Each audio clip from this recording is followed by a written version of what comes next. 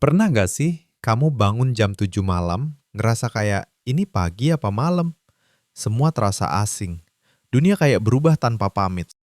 Tidur abis maghrib tuh beda. Bukan cuma karena waktunya nanggung, tapi karena tubuhmu belum siap untuk istirahat panjang. Kayak baru pemanasan, udah disuruh bubar. Coba pikir deh, biasanya tidur malam itu disertai ritual.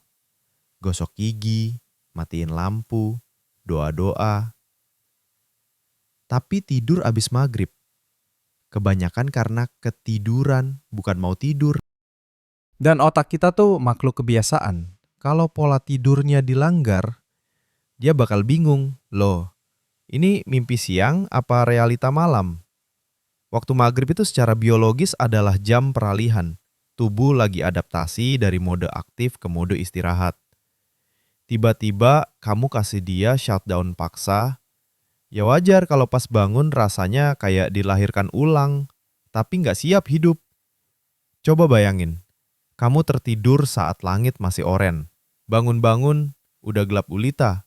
Dan suara azan Isya kayak soundtrack horor. secara sains, tidur sebentar di waktu maghrib bisa ganggu ritme sirkadian. Itu loh, jam biologis tubuh kita. Kalau kacau, efeknya bisa kemana-mana. Sulit tidur malam, mood swing, bahkan pusing tanpa sebab. Lah, tapi kan cuma bentar. Yap, justru itu masalahnya. Tidur yang gantung, gak nyampe fase tidur dalam, bikin otak setengah sadar, setengah stres.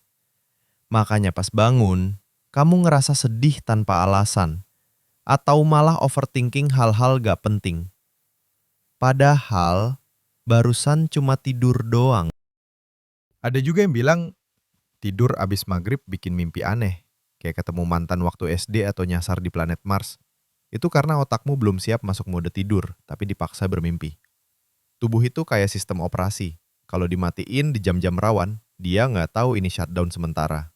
Atau disuruh istirahat total. Dan jangan lupakan, waktu maghrib itu juga punya beban mistis di budaya kita. Katanya itu jam rawan.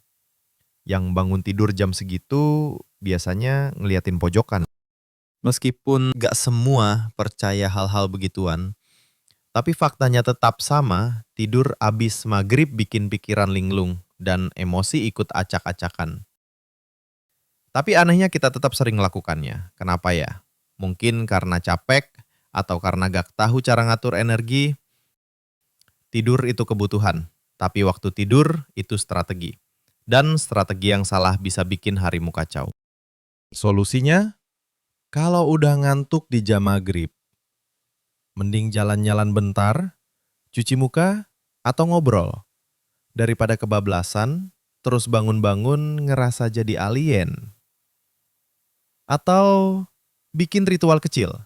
Misal, nyalain lampu terang, dengerin lagu semangat, atau lakuin kegiatan ringan kayak beberes.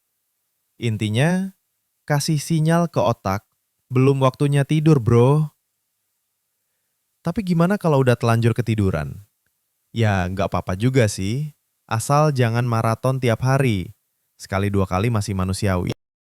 Jangan terlalu keras sama diri sendiri. Tapi juga jangan terlalu lunak.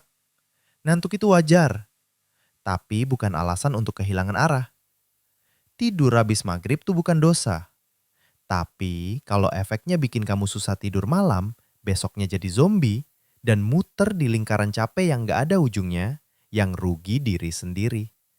Ngerti gak sih? Kalau kita belajar sedikit aja tentang tubuh sendiri, kita bisa hidup lebih selaras. Gak ngelawan alam, tapi jalan bareng dia. Dan kadang sadar waktu itu udah cukup. Tahu kapan waktunya kerja, tahu kapan waktunya diam, tahu kapan waktunya benar-benar istirahat. Malam tuh bukan cuma tentang gelap, tapi tentang tenang. Dan kalau kamu tidur di waktu yang pas, paginya bisa terasa lebih terang. Jadi lain kali, kalau kelopak matamu berat jam 6 sore, coba tarik napas. Tanya ke diri sendiri, aku butuh tidur atau cuma butuh rehat? Karena linglung itu bukan karena tidur, tapi karena kita nggak paham. kapan harus benar-benar berhenti.